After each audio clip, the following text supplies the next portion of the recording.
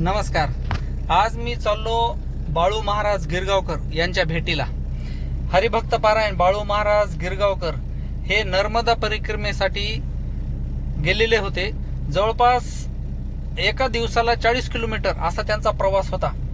नर्मदा परिक्रमा हे कमी लोक करतात आणि बाळू महाराज गिरगावकर यांचा जवळपास 3 महिन्याचा हा नर्मदा परिक्रमेचा प्रवास होता.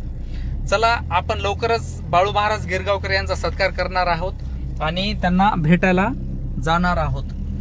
चला तर मग बाळू महाराज यांच्या गावाकडे सेलूला.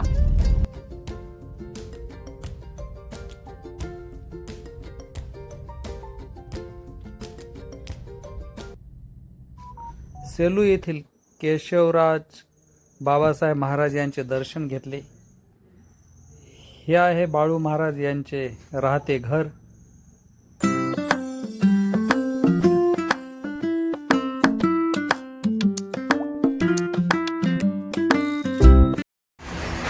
महाराजांचा प्रवास हा 3 महिन्याचा होता.